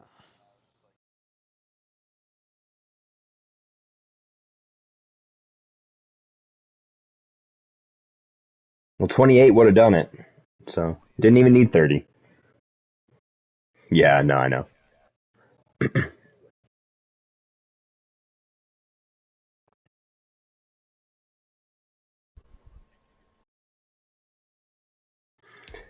So, Panthers 27-10 over Dallas in a game where Cooley pulled the plug the first time, but did not benefit him. Uh, no, I know No, there's some lag issues because that hurt me. your in-laws were watching Netflix and Netflix and chilling or whatever, and then That time around, it yeah, was close. That first, I mean, that game first time was still in doubt. I had the ball with like 9 minutes left and down like 10 points, but should have just gone with it, man. I guess I should have. If I knew if I knew my players were gonna drop everything in the second game, I just wouldn't have. I would have just took my first loss. Well, it's in Dallas's blood, Um, man. Just like when what's his face dropped that ball in Green Bay. I guess so. Chargers I don't 23-20 know who over you're talking Pittsburgh. about because Des Bryant caught it. No, that's the guy. He dropped. I mean, the ref said he dropped it, and he dropped it in the stat Well, book. So I guess it was a drop. Just like Jericho Cotchery dropped that ball in the Super Bowl, apparently. Chargers so 23-20 good over call. Pittsburgh. I didn't get to watch that game. Really wanted to, but I think they played like while I had class or something. And then Arizona 34-28 over the Falcons. Falcons did not make it past the divisional round despite all of their award winners. Arizona advanced, I believe, to his first conference championship game. He's made the Hmm. playoffs just the last two. He didn't make them in the play season before, did he? I don't think so. I don't think so either. But he did make it in the sim season and advanced a little bit. But got to the conference championship, which we talked about earlier. Carolina victorious 28-24 in the conference championship game. And advances to the Super Bowl and will face the winner of the Chargers-Jaguars game, which we'll see when it's getting played. I mentioned earlier that B said his Wi-Fi or his internet worked okay at the hotel, so maybe they could play tomorrow, but at the latest on Monday. And Andy had to leave, so we appreciate him joining us. This is an insanely long show, so that's all right. Appreciate him joining. A lot of good insight from Andy. Andy's awesome. Yeah, he is.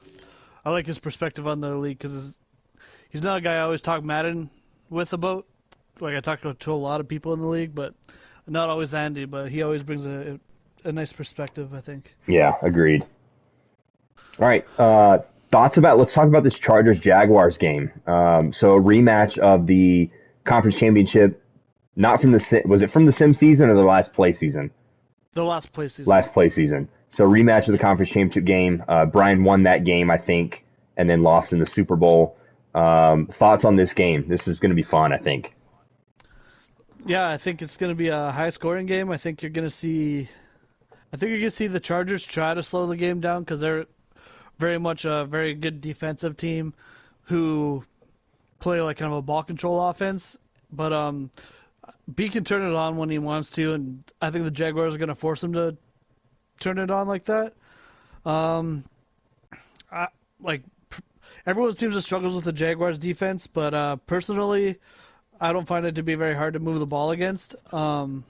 As being a guy that's played him 6 times so far, like I don't. And Brian knows that I have that opinion of his defense, but people seem to get messed up by Aaron Donald and Henderson and a couple of the other guys, Miles Jack. But I think B's has the game. I think B's team has the way better defense. I think it'll be a close game, but I think the close, high-scoring game. But I think the Chargers are going to wind up winning. And it's weird because we all make fun of B for never winning anything in this league, but I'm actually going to cheer for him to lose in the Super Bowl this year.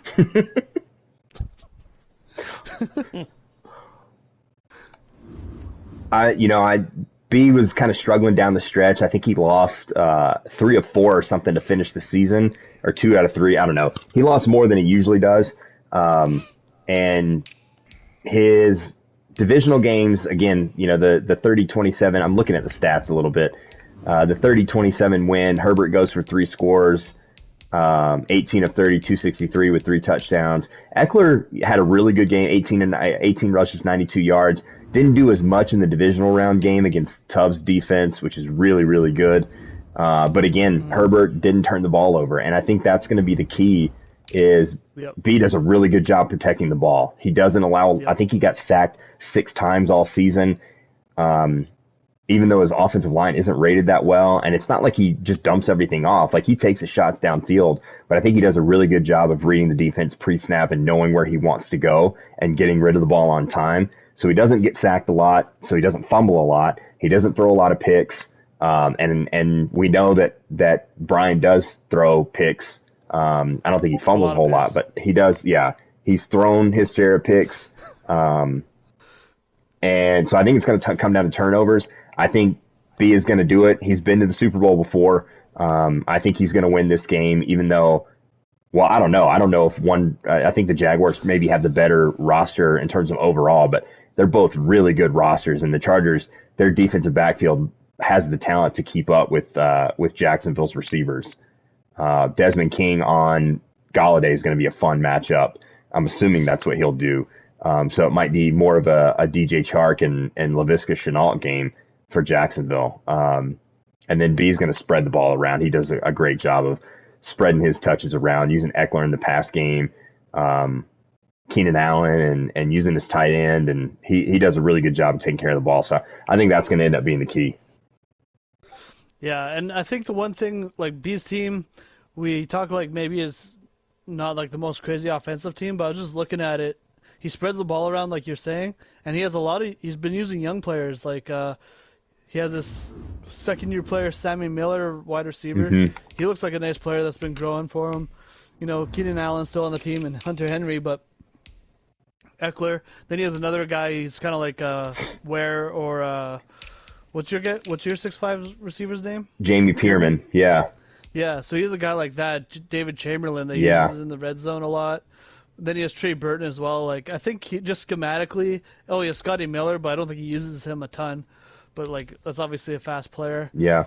I think schematically, like, B has the right offense to play ball control, which, like I say, I lost to Brian twice this year, but I played ball control against him and barely lost both games, and I think that's the way to play a team like Brian's. And I just don't think, unless Aaron Donald goes off, I just don't think the Jaguars' defense has enough to slow B down. But I think B has enough to slow him down. So yeah, that's pretty much where I stand with it still. It's going to be interesting, though. Like, I don't know, that Jags offense does scare people, and they can explode. So yeah, they can put up points. Like I said, I think it's going to come down to turnovers. Whoever, Brian's been getting away with it all year. B does a really good job of taking care of the ball. He doesn't give it up. His defense with Derwin and Bosa and all these dudes, he might be able to put a little pressure on the Jaguars that they maybe haven't felt a lot this year. So I think the Chargers are going to win. I think it'll be a close game. I think it'll be a high scoring game still. But I think they go to the Super Bowl against the Panthers, which would be an unbelievable uniform matchup. Just gorgeous. I love it. Cooley, what do you say? I think Brent's going to win. I just think I think it's kind of his year. He's had a good year. He knows what he's doing with his team. Those receivers bail him out when he gets in trouble. And, you got to score a lot of points to beat him. B's good. He's always there, seems like, so you can't count him out. I think it'll be a great game, but I'm going to pick the Jaguars mainly just because you picked B.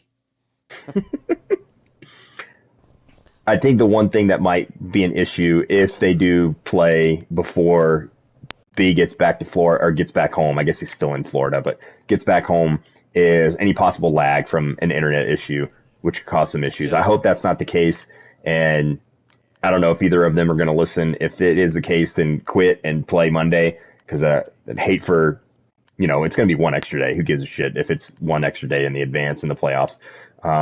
But especially the way our off seasons happen in seriously, a day and a half now. yeah, I mean our off season goes super fast now. So I hope that if there are any lag issues, they'll shut it down and try to play when connections are better. Yeah, and then whoever wins is just going to lose to the Panthers. So probably so. Because that's the way it goes. I'm going to predict the Panthers to win the NFC to get to the Super Bowl. Yeah, I think so too. I think that team's pretty crazy. He has done a good job. I'm a little salty about that win. I'll keep those things about me losing. Keep those to myself. But he's got a really good team, and then obviously he beat a good Cardinals team too. So he's playing good right now. So yep, it should be a good Super Bowl. His defense is pretty good for the Panthers, and if he doesn't turn the ball over, he's hard to beat. Yeah. Who was the Super Bowl last in the Sim season? Who did Brian lose to?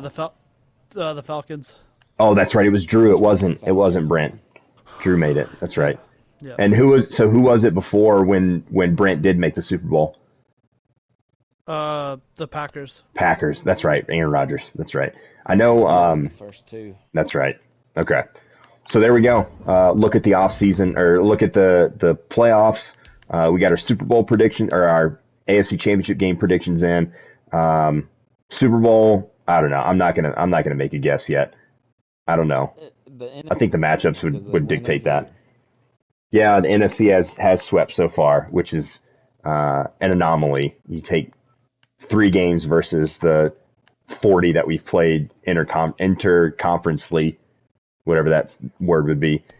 AFC is definitely better, but they've gotten the breaks and probably cheesed a bit in the Super Bowl, which is natural for the NFC.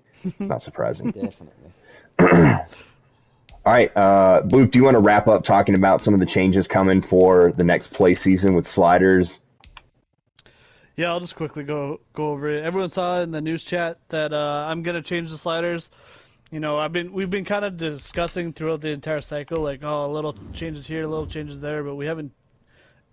And we fixed running, but we never even really addressed the passing game. And it's been pretty obvious to me that, especially this season where we saw, I think there's something like 10 games where guys came back from at least 21 points down. So I just feel like the pass game is too powerful compared to a defensive team and a good running team. They should be relatively balanced. Obviously passing is supposed to be the strongest part of football, in real life, but not as crazy as it is right now. So we're going to make changes to hopefully help the pass rush. We're not going to try to raise interceptions or coverage that much. We're going to do pass defender reaction up, but we're going to lower interceptions. So that should sort of balance each other out. But the big thing is we're going to lower pass blocking. We're going to raise holding so that longer routes, there's more holding calls when, guys get down 20, 25 yards downfield, even more than that.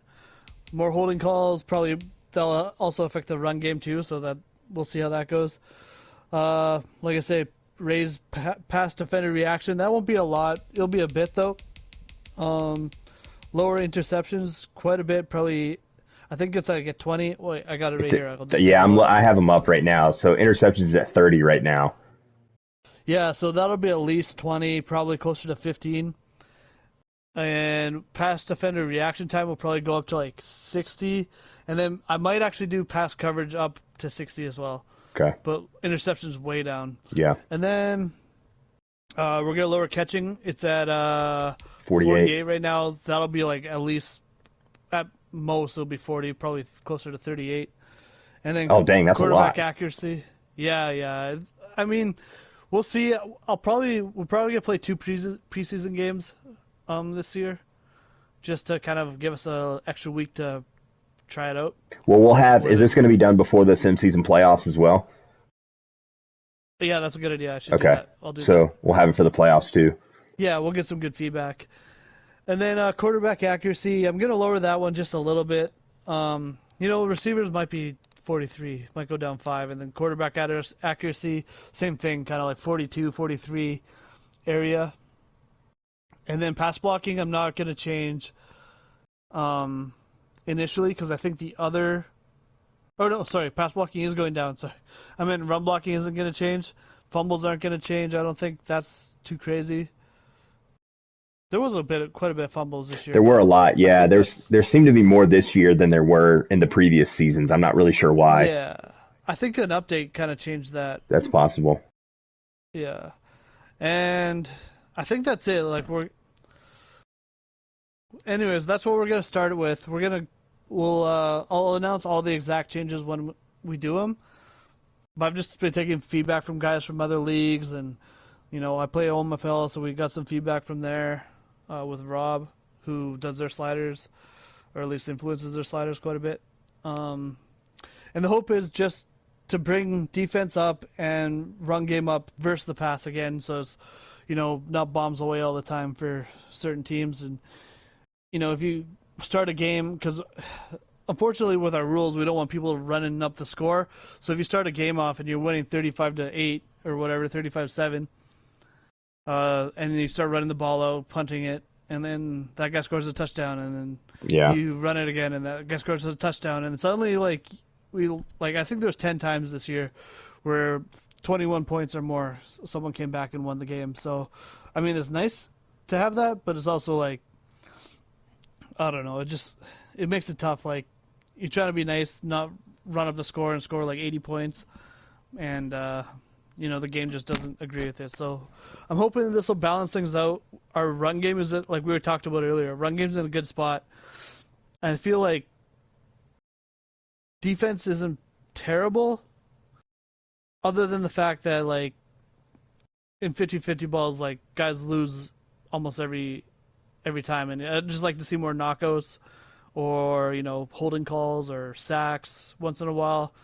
I would think for a Madden league, the league leader in sacks should be around 20. So that's what we're hoping for, and we'll see. We'll see playoffs. We'll see preseason and see how people like it. All right. Good deal. I'm interested to see how it goes. Pass defense has been an enigma this year, mostly, again, I think because of pass rush, but it's been hard to get guys to be in position and not pick it off every time, or just wide receivers running wide open. And then the 50-50, I don't know. I going off my own game, it's just anecdotal. I think they're decently balanced, but it probably is a little too skewed toward receivers. Yeah, just especially those big guys that we've talked about. Yeah, and that's the thing. You get an average receiver, say my guy Delaware, he's a superstar receiver, but he's only 80 overall, something like that. He wins probably 70% of 50-50 balls, and he's just an average receiver. Then you get a guy like Kenny Golladay, who's whatever he is, 93 overall, and X Factor or whatever he is, and that dude, when he gets going, he's winning every single one. And unless you got Stephon Gilmore, you can't even cover that guy, and even then you can't really cover that guy. So I don't know. I would like to see, as I say, I'd like to see just a little bit more incomplete passes on those deep ball plays. That's the main thing. Is it's fine if the percentages are up or whatever. There's lots of passing and stuff, but like we said when we went over receiver numbers, 18 plus yards per catch is I don't know, 20 guys. That's just way too high. Yeah, way too high. We gotta see some checkdowns and stuff. Gotta see some. I think there's a lot of short routes that aren't cheesy. There's more than just drags that you can do now, quick outs and stuff like that, flats to the halfback. I don't know. I think I think we'll see that pretty quickly. So I'm hoping it works. All right, cool. Yeah. Any final thoughts? I think that's what we wanted to cover. I don't know if there's anything else. I mean, it's been Yeah. 2 hours almost. Yeah, 2 hours, and we did an entire season, and Yeah. and then playoffs. So I don't know. The only thing I want to say is like, hopefully we'll be able to do some more of these. I'm excited for the sim season for a lot of our owners that either haven't done them before, like the Ravens guy, Yeah. our Patriots owner, the Washington guy. He has a nice young team, but none of them are his own players. Yeah. And so I'm excited for all those guys to experience it for the first time, and I'm excited for just to see, well, for my own team, like see how my rebuild is going to take place, because I'm not going to have to pay anybody really, anybody that I don't pay already anyways, before the next play season. So I got tons of money to spend, and I just want to see, like, as Andy pointed out, all these quarterbacks are going to get paid in the AFC pretty soon, and I'm excited to see how things change just based off what the teams are, because I think our owners are fairly like similar skill sets now, and I just want to see. I'd like to see, like, between the two conferences, I'd like to see like 6 new playoff teams next play season. That would be cool. Possible. That would be cool. Yeah, it's we had a crazy active trade season before the previous sim season, so those. Mm-hmm. God, I can't remember how many trades there were. There were a lot.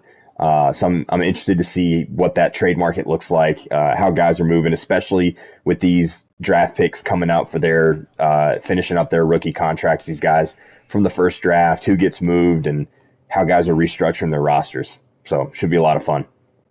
Yeah, and the other thing is, like, there's a couple teams with like multiple first round picks. I want to see what they're going to do with that. Mm-hmm.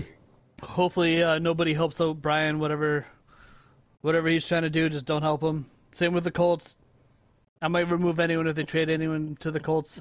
I was thinking if Brent wins, then our 2 Super Bowl teams would have 3 first-round draft. Yeah, that's crazy. Which is pretty nuts.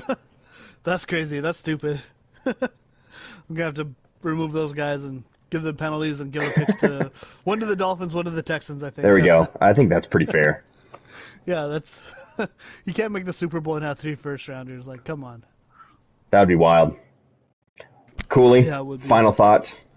You haven't said anything in a while. Yeah, I had a lot of fun playing this year. It was a fun year for me. I'm interested in seeing how these new sliders, if they change any, how they change it, and interested to see, after this sim season, how everybody's team. That's always the interesting thing. I talked about it earlier, but a lot of guys either have done well or they get caught, and you have to scramble that last season. So it's always, or maybe not last season, but next play season. Interesting to see. I'm interested to see, how that's going to work for everybody. So looking forward to it. All right. If you guys want to trade me your good. Oh yeah, go ahead. I just want to give quick props to Cooley, because this is the first time I've ever seen him not just ride the Cowboys regular roster till they're dead. So good job on Cooley for rebuilding that roster for the first time in like 10 years. Thanks, bro. All right. Anyone listening, if you want to trade me your good players, send them to me. I'll send you some draft picks and some lesser players. So I saw Sean talk. Murphy Bunting's on the block again, because he was going to get traded to a team, but I was looking through rosters and noticed that, they don't have that pick. So he's back on the block. That's funny. Yeah. There you go. So, that's why we have an appeals or what's it called? An approval process to make sure those things don't happen. Yep. That's what we're here for. And I wasn't going to get it approved until the Super Bowl, but just doing this show, I was looking at the Panthers picks, and they have the one of the picks. So no, there you go. Can't trade picks you don't have, people. Yeah, that's a rule, by the way. Just kidding. All right, guys. Well, this was fun. Like I said, hopefully we can do this more frequently now that Bloop found his mic and that my in-laws are no longer here, and that Cooley doesn't have to do he's a judge in Kentucky. There's not really a whole lot to do out there, so he's always got time. He just accepted money. That's right. Andy, thanks for joining, man. That was a lot of fun. And we'll see everyone. I think we'll probably try to do one during the sim season. I always like to, I think I'll do this. I like to run the sim season and kind of do a show around that as we stop and check out standings and kind of make it a show to get through the sim season. I think guys enjoy that. So maybe we can do that when we get there. Maybe that'll be the next one. Sweet, yeah. All right. Cool. All right. Thanks, guys. We're going to wrap up. When we started this show, I'm watching Avengers Endgame on my other TV. We started this show. You guys know it's like a 3.5 hour movie. They hadn't even started the time heist process, and now we're in the final battle. That's how long this show has been. So that's a good barometer. And this is on TNT too, with commercials. So that's really how long this show has been. Man. It's COVID, man. We got to talk when we can talk to someone. Exactly. All right, guys. Have a great night. Everyone that watched, thanks for watching. Everyone who watches later, appreciate it. Give me a follow. Give me a subscribe. Give me money. I'm just kidding. Don't do any of those things. No, you can give us money. You can't give us money. That's true. You can buy Blue Pill legit setup, and he can be the content guy. I cannot take money. I'm not. Buy me taking some any money. internet. Oh yeah, that's true. You'll get in a lot of trouble for that. Cool. You can't take money. Yep. No money. All right, guys. Have a great night.